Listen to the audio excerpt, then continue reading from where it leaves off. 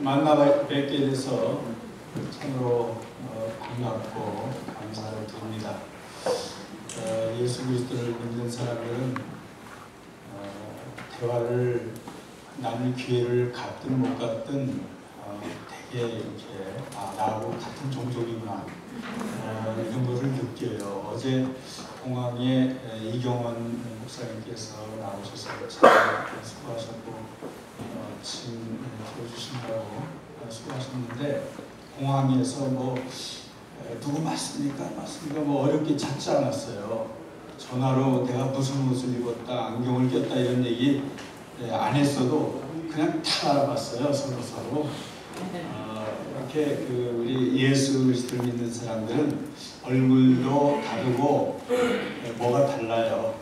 그런데 이렇게 성대 목사님들 그리고 또 동역자 여러분들 또 선배님들 함께 만나 뵙게 돼서 하나님께 감사드리고 참으로 모든 분들에게 감사를 드립니다. 이 일을 어려인지하신 이제 이종 목사님 또 여러모로 도우시고 수고하시는 여러 목사님들 열방교회 담임 목사님 감사를 드립니다. 무엇보다도 이 자리에 함께 오셔서 하나님 말씀에 집중하시게 된 여러분들 감사합니다.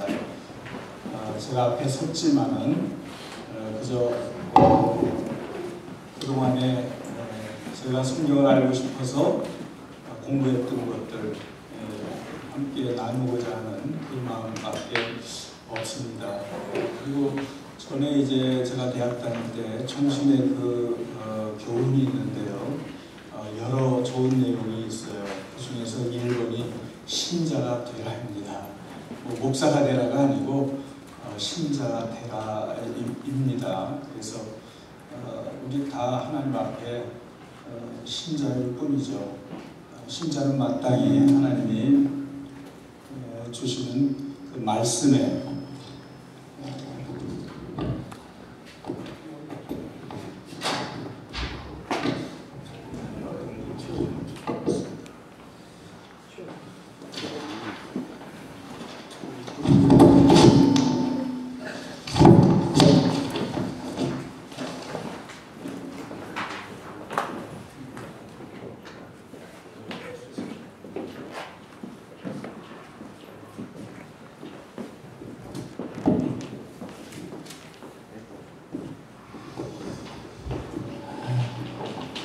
말씀에 집중하는 것이 당연하다고 생각을 합니다.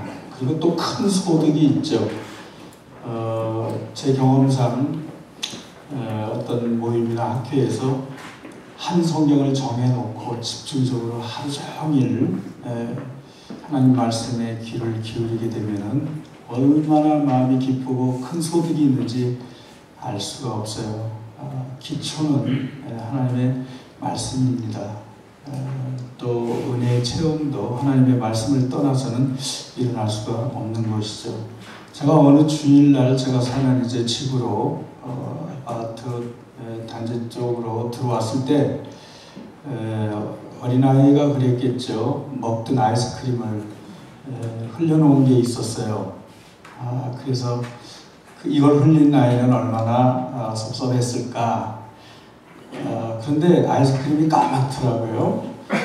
왜 까만가 했더니 새까만 그냥 새카맣다고 할 정도로 개미들이 거기에 타닥타닥 붙어 있더라고요. 개미들도 단 것을 좋아하는 모양이에요. 그런데 순간 잠시 있다가 진입한 차가 싹 누르고 가더라고요.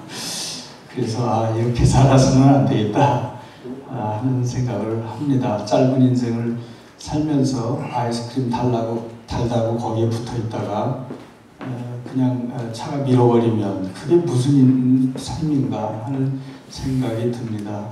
항상 하나님의 말씀 사모하고 하나님의 얼굴을 구하고 그렇게 살아갈 때 가장 큰 능력, 경건의 능력을 나타내며 살 수 있으리라고 생각을 합니다. 여기 이제 일반 성도님도 계시고 또 목사님들 계신데 저도 정규적으로 지금 설교를 하고 있어요. 어떤 특수한 상황 가운데 있는 교회가 있어서 몇 년째 말씀을 전하면서 돕고 있는 교회가 있는데, 설교는 신학보다 더 높은 차원이라는 것을 확신하게 돼요. 시간이 흐르면서. 저도 일찍부터 교회 현장 속에서 전도사, 강도사, 부목사, 또 이렇게 목사 돼가지고 신방도 다니고 하면서 교회 현장에 오랫동안 있었고, 지금도 이제 현장 속에서 있는데 말씀을 단단히 준비하는 것은 기본이고요. 근데 준비된 말씀만을 전하는 것, 그거 운반하는 것이 전부가 아니고, 그거는 반쪽일 뿐이고, 자기의 삶과 사상과 내 영혼을 다 토해내는, 그리고 그 진실성이 증명되어가는 그런 과정이구나 하는 생각을 하게 됩니다. 그렇게 할 때 하나님의 능력이 나타나고, 또 체험적인 신앙이 체험, 특별한 것만 체험이 아니고 우리의 삶 전체가 다 체험이죠. 그 능력 있는 신앙생활을 할 수 있고 교회다운 교회를 이루어 나갈 수 있다고 확신하게 됩니다. 말만 잘하고 감동은 있고 웃음도 있고 꽤 즐거운 일이 많다 할지라도 하나님의 말씀을 빈약하면은 왠지 모르게 허전하고, 또 말씀을 전하는 사람의 영혼이 쏟아지지 않고, 또 실천하는 그런 모습 가운데 경건의 능력이 무엇인지 모델로 보이지 않고 이렇게 할 때는 거기에 이제 불만도 쌓여가고 문제도 발생하고 그렇게 되는 것을 경험하게 됩니다. 저 자신뿐만 아니라 또 옆에 있는 그런 교회의 현실을 바라보게 됩니다. 어쩌든지 이 계시의 말씀, 진리의 말씀에 일단 익숙하고 능통하고, 그리고 거기에 흠뻑 빠져서 살고, 그것이 즐겁고, 설교하기 위해서 말씀 준비하는 게 아니라 말씀이 달고 즐거워서 자기가 거기에 빠지고, 또 말씀대로 살아볼 때에 하나님의 능력이 나의 삶 가운데 임하고, 그래서 그것이 고백되고, 그것이 하나의 모델로 그렇게 사람들에게 영향을 미치고 할 때 교회는 신나게 되리라고 생각합니다. 교회처럼 즐거운 곳이 없어요. 세상 사람들은 수없이 많은 조직체를 만들어내고 그 안에서 살아가고 있지만은 교회와 같은 그런 기관은 없어요, 세상에. 이것은 주께서 만들어내신 것이기 때문에 내가 이 반석 위에 내 교회를 세우리니, 주님의 교회, 또 세우시는 분도 주님이시고 믿음의 반석 위에 세우시는데, 그 원리대로 따라 나가면 처음 과정은 좀 힘들다 할지라도 결과적으로 탄탄한 기반 위에 서게 되고, 또 그 교회 안에서 신앙생활을 하는 사람들이 아주 행복하고 즐겁고 간증할 것이 생기고 더 큰 믿음으로 나아갈 수 있게 되고, 그 기본에 우리가 충실해 갈 때에 섬김과 우리의 교회 속의 그 생활이 아주 복되고 활력이 있고 힘이 넘치는, 항상 그 가치를 느끼게 되고 항상 즐거움이 있는, 저는 신앙생활을 즐겁게 해야 된다고 생각을 합니다.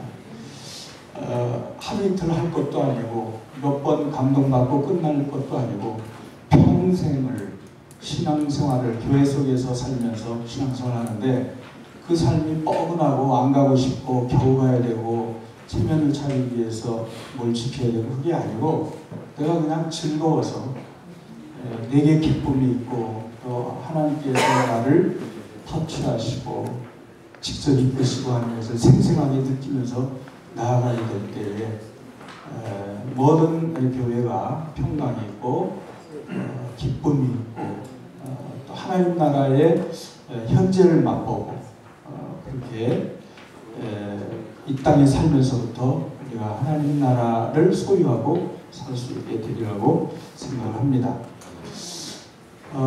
사실 제가 최종 학위를 한 것은 에베소서는 아니에요. 일부분이에요. 그런데 이제 일반적으로 동료들이 제가 최종적으로 연구한 것이 에베소서라고 생각을 해요. 왜 그러냐면 에베소서에 관련된 논문을 주로 제가 많이 썼기 때문이에요. 그리고 왜 에베소서를 공부하게 됐느냐면은 교회가 뭔지, 내가 어렸을 때는 부모님이 시키는 대로 암송하라면 암송하고 헌금 꼭 갖다 바치라고 하면은 헌금 바치고, 그 어린 시절에 그런 신앙생활이 참 즐거움이 많이 있었죠. 그러나 다 의존된 것이었죠. 그러나 이제 신학 공부를 하면서 또 교회 속에 살고 있는 나, 그리고 나의 역할, 이런 것을 생각할 때 내가 성경이 보여주는, 하나님께서 가르쳐 주시는 교회를 명확하게 알지 못하고서는 그것을 충분히 누릴 수가 없겠구나. 내가 무엇을 해야 되는 건지 내 정체성이 불분명하겠구나, 이런 생각을 하면서 교회론을 연구해야지, 성경이 가르쳐주는 교회가 뭘까. 그래서 찾은 답이 에베소서였어요. 이제 에베소서에는 교회론이 듬뿍하고 또 굉장히 깊이 있는 교회를 가르쳐주고 있는데, 그렇다면 내가 에베소서를 공부해 봐야 되겠다. 그렇게 해서 이제 에베소서에만 한 3년을 집중하고 있었으니까 많은 시간을 투자한 것이죠. 그런데 에베소서 이제 성경을 연구하는, 전문적으로 연구하는 사람들 입장에서 에베소서가 학자들 사이에 너무나도 논란이 많은 그런 요소들이 있다는 걸 제가 알았으면 달라지지 않았을 것 같아요. 예를 들면은 에베소서 저자 문제만 가지고도 한 9개월을 했으니까 내가 그때 생각하면 얼마나 억울한지 모르겠어요. 에베소서 저자, 설교 시간에는 저자 얘기 하나도 할 것이 없거든요. 근데 그 근본을 알기 위해서는 저자 문제를 다루지 않을 수가 없어요. 근데 저자 문제가 하도 논란이 많고, 내가 가지고 있는 것, 내 입장, 또 내가 배운 거로는 이걸 도저히 해볼 수 없는, 바울이 저자라고 하는, 저는 뭐 확신하고 있습니다.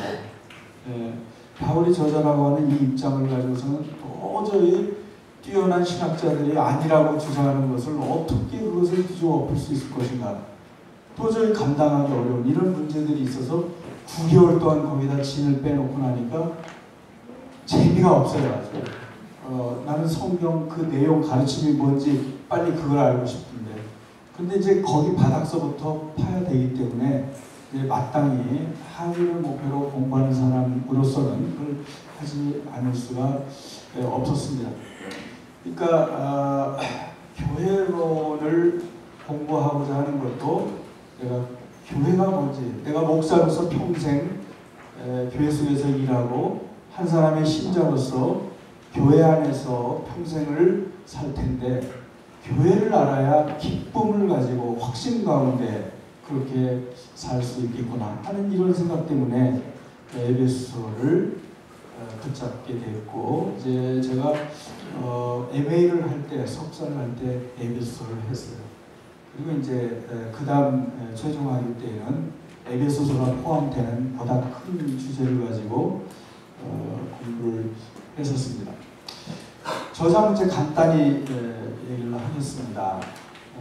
설교 때 절대 써먹을 수 있는 그런 건 아니지만, 그래도 오늘 충분한 시간이 주어졌으니까 저자 문제를 간단히 말씀드리면은, 일반적으로 신학계에서는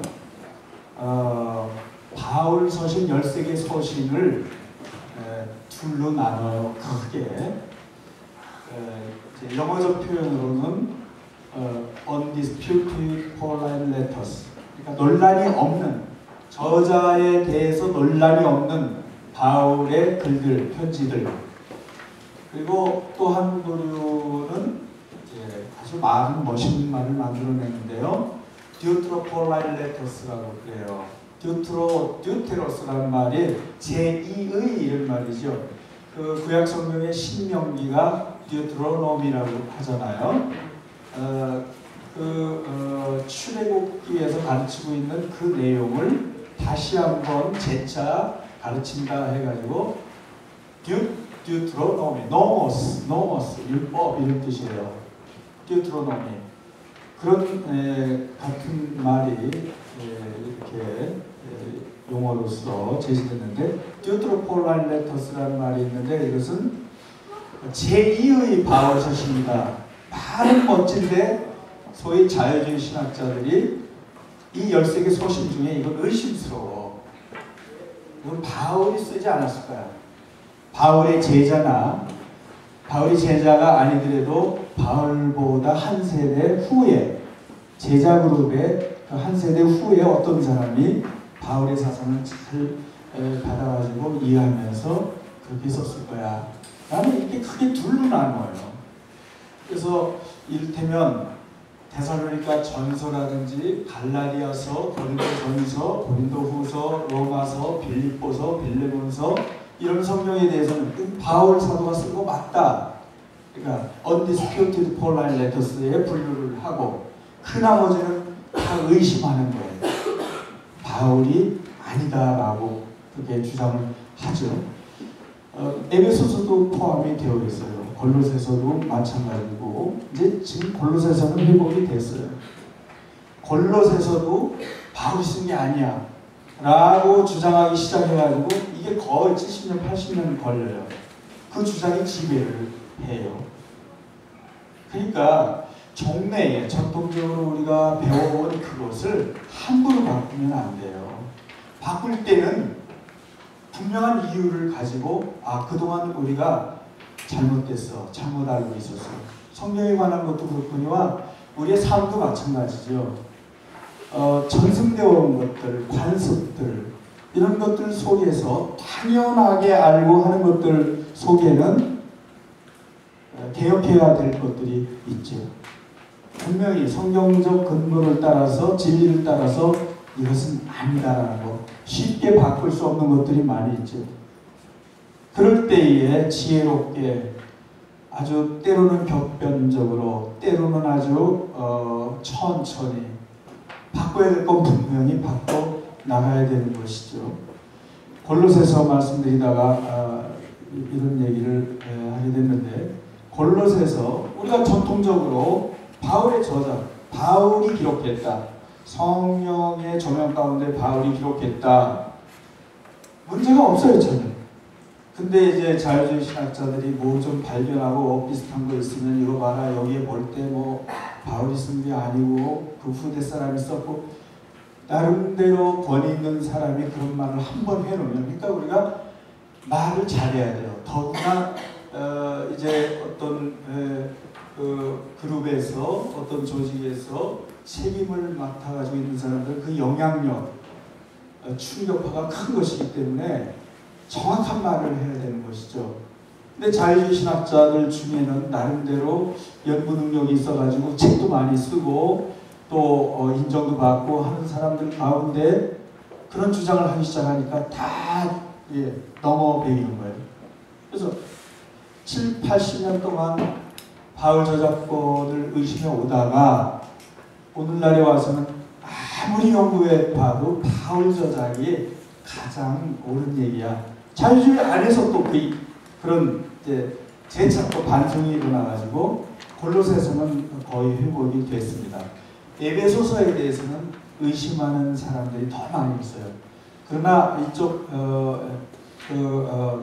미국에서는 미국, 캐나다 이쪽 학자들은 그래도 경건하게 에베소서는 바울 저작 맞다라고 변함없이 주장하는 학자들이 있습니다.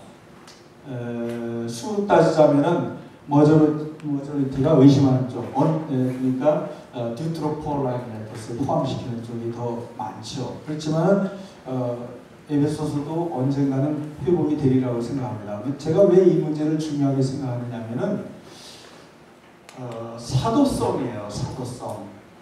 우리가 알고 있는 이 성경, 우리가 손에 들고 읽고 있는 이 신약의 이 정경들, 이 권위를 생각할 때에 예수 그리스도의 사도들로서 그들이 직접 눈으로 보았고 만졌고 들었고 생사오락을 같이 하면서, 그래서 예수님이 뭘 가르치셨는지, 물론 바울 경우는 특별 채용됐죠. 특별된 사람이죠.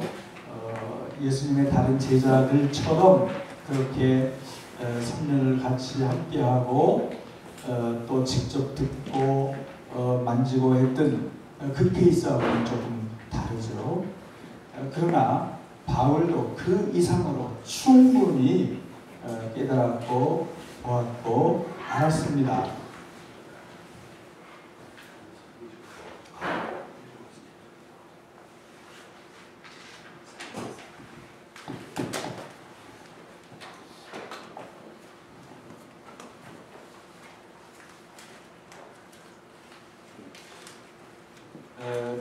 바울 사도는 자기가 다메섹에서 예수 그리스도를 어떻게 만났고 어떻게 이방인의 사도로 부름을 받았는지에 대해서 그것이 결정적이었기 때문에 반복해서 고백을 하고 자기의 그 사역, 사도로서 임무를 부여받은 이 사실에 대해서 확실한 입장을 취합니다.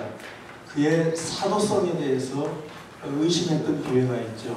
고린도 교회가 다 그런 것이 아니고 일부 바울을 싫어하는 사람들이 이제 파벌을 지어가지고 그렇게 바울의 당신이 사도냐 이렇게 한 일에 대해서 바울은 자기가 사도라고 하는 것을 분명하게 주장을 했죠. 자, 다시 본론으로 돌아와서요. 에베소서의 바울 저작권을 우리는 분명하게 파수해 나가야 될 필요가 있습니다. 왜냐하면은 사도적 권위를 갖는 글과 누가 썼는지 모르겠다는 글하고는 그 권위 자체가 다른 것이죠.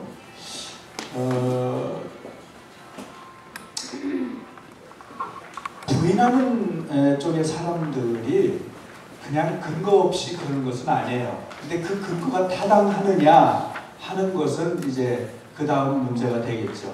나름대로 근거를 마련하고 주장을 해요. 에베소서를 읽어보니까 이건 바울 신학이 아니다.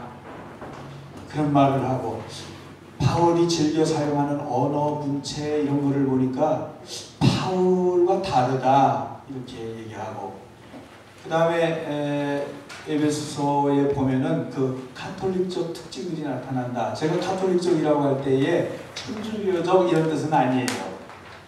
범교회적, 교회 전체 이런 뜻이에요. 가톨릭이라는 말이 무슨 말이냐면은 가톨릭적이라고 할 때에 그때 당시에 여러 직분들이 나타나고 있죠. 고대 교회의 직분명이 4장에 가면 나타나고 있어요. 사도들과 복음전도자들과 선지자들과 목사와 교사로 주셨느냐 하는 그런 본문이 나타나요. 그런 직분명이 나타날 때는 상당히 교회가 조직화되고 정비된, 제도화된 모습을 보여주는 것이다. 그렇게 주장하면서 그렇게 되려면 세월이 흘렀어야 되는 것이다. 그렇다면 한 세대 뒤 아니냐? 이제 이런 논리로 나오는 것인데 그게 꼭 옳지는 않아요. 그 다음에 골로새서하고 에베소서는 상당히 여러 부분에서 굉장히 중요한, 골로새서의 핵심적이고 에베소서의 핵심적인 부분에서 유사한 부분이 많이 나타난다. 밑에 도표로 제가 제시를 해드렸는데요. 사소한 것까지, 각 주에 사소한 것까지는 이보다 더 많이 있어요. 그러면서 하는 얘기가, 자, 이렇게 비슷한 것이 많은 것을 볼 때에 에베소서가 분명히 바울 사도가 기록한 것이 아니고 한 세대 뒷사람이 기록했다 이렇게 얘기를 하는 거예요. 그 유사점을 그냥 다 똑같은 말만 있는 것이 아니고 그 중요한 부분들을 비교해 보면 골로새서의 내용보다 조금 더 심화되고 설명이 좀 더 길어졌어요. 그럴 때 논리적으로 이렇게 생각하는 거죠. 골로새서보다 더 심화되고 새로운 얘기가 나오는 것은 골로새서를 기본으로 해가지고 아마도 한 세대 후대 사람이 에베소서를 구하기 유사한 글을 썼을 것이다 라고 이렇게 추정하는데 그 말이 꼭 맞지는 않아요. 아니 꼭 한 세대까지 떨어져야 되는 것은 아니죠. 오히려 골로새서와 같은 분위기 속에 있는 어떤 교회들을 겨냥하면서 그 교회 사람들에게도 이와 비슷한 얘기들을 섞어서 줘야만 되겠다. 골로새나 에베소가 거의 한 100마일밖에 떨어지지 않았어요. 그런 거리에 있는데 소아시아 지역에 속한 얼마 떨어지지 않은 그런 위치에 있죠. 그러니까 거의 비슷한 환경 속에 있었으리라고 하는 것은 자명한 일이에요. 그래서 비슷한 글을 같은 시기에 시차를 별로 두지 않고 썼을 것이다 라고 보는 것이 오히려 더 설득력 있고 논리적이죠. 그런데 이제 자유주의 신학자들은 그렇게 보고 싶지 않은 거예요. 그런 거를 볼 때에 그렇게 심화시키려면 상당한 시간이 필요했을 것이며 어떤 여러 교회에 어떤 과정들이 있었을 것이며 그래서 한 세대 뒤일 것이다 이런 얘기를 하는데 이제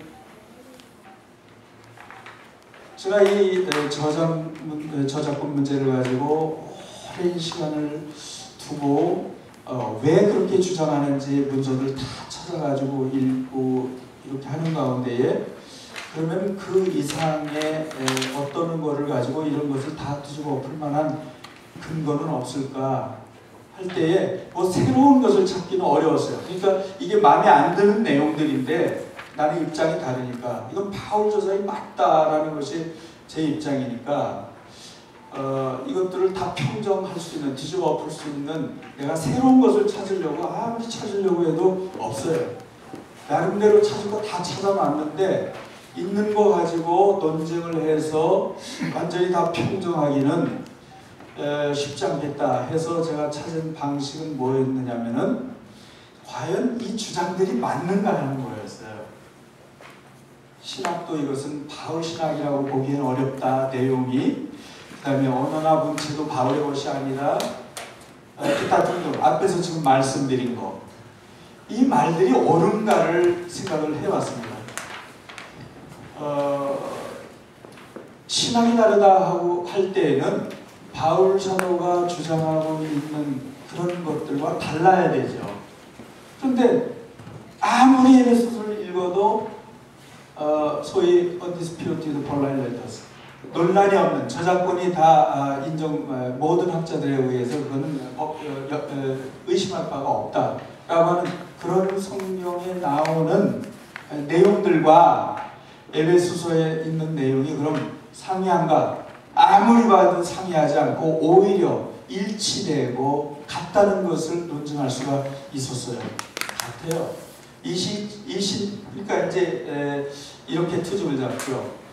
바울이 주장하고 있는 어떤 율법과 복음에 관한 그런 주제에 대한 이야기, 그 다음에 이신층의 사상 이런 것들이 에베소서에 강조되고 있지 않다.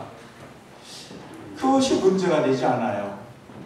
또 사실상 이신층의 사상도 나타나요. 로마서는 로마서의 필요 때문에 그리고 갈라디아서는 갈라디아서의 필요 때문에 로마서와 유사한 이제 그런 교리적인 이야기들을 썼죠.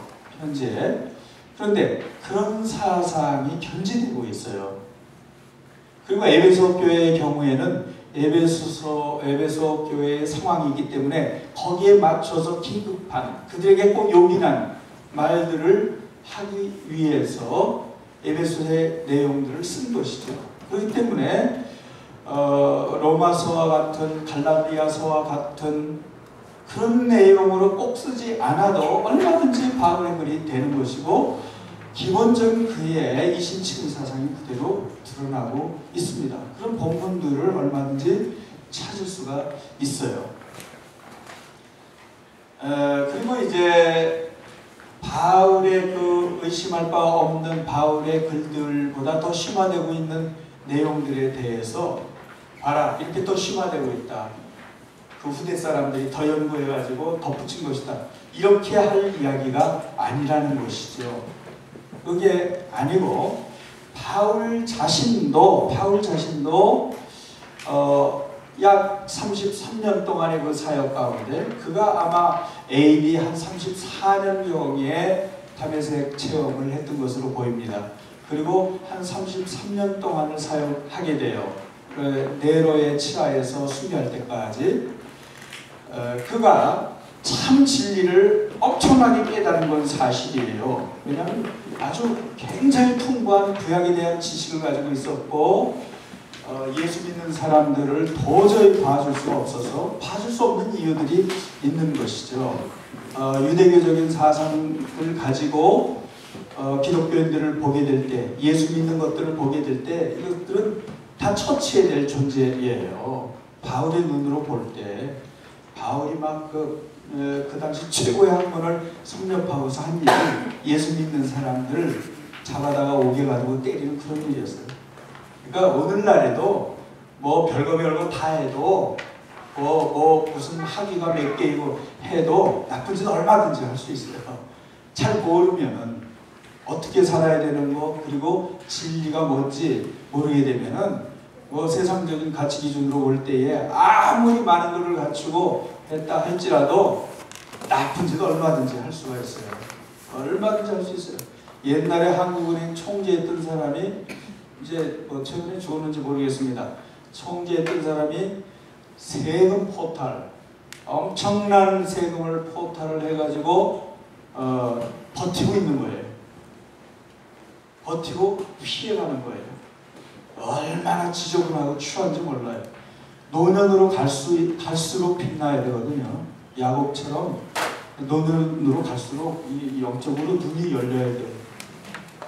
그렇지 않고 눈이 어두워지고 판단력이 흐려지고 처신이 잘못되면 참 추접하게 되는 것이죠. 엘리제 사장 같은 사람이 참 자식 키우는 것도 자식도 잘못했고 본인 자신도 충격을 받아가지고 결과적으로는 참 비참한 죽음을 맞이했는데 아무튼지 이제 제가 이렇게 연결시켜서 뭐 이 얘기도 하고 저 얘기도 하고 하는데 줄기는 잡고 있습니다. 너무 염려하지 마십시오. 저는 설교에 대해서도 설교는 아까 그런 말씀을 좀 드렸는데 일단 목사님들은 본문에 대해서 상당히 자신감과 확신할 수 있을 만큼 분석적으로 논리적으로 이해를 하고서 그 바탕에서 설교는 상당히 이제 프리덤을 갖고 해야 되는 거죠. 그렇지 않고 무슨 뭐 강의하듯이 이렇게 하게 되면은 초보적인 단계라고 생각합니다. 신학교에서도 이제 교수들도 잘 가르쳐야 되는데 본문을 정했으면 거기서 뭐 문법 따지고 배경 따지고 뭐 역사적인 연구하고 뭐 리터러리하고 또 theological 해가지고 뭐 해야 된다고 하면서 아주 그냥 판에 박은 듯이 이렇게 가르치는데 제가 계속해서 현장에 있어 오면서 저도 이제 신학을 하는 사람으로서 설교를 할 때에 한 차원 위에요. 한 차원 위에. 왜 본문 벗어난 이야기를 할 수 없습니까? 본문 벗어난 이야기를 할 수 있어요. 그러나 어떤 그 논리적 연결은 있어야 되죠. 그래야 듣는 사람이 편해요. 이해도 잘 되고. 그러나 논리 때문에 은혜 받는 것은 아니에요. 알아서 자기가 은혜 받으니까. 하나님의 말씀은 능력이 있기 때문에 내가 강조하는 것 아니더라도 다른 부분에서 본인은 주의 음성을 듣고 있는 것이거든요. 그래서 설교는 상당히 그 영역이 학문보다 신학보다 넓다고 생각합니다.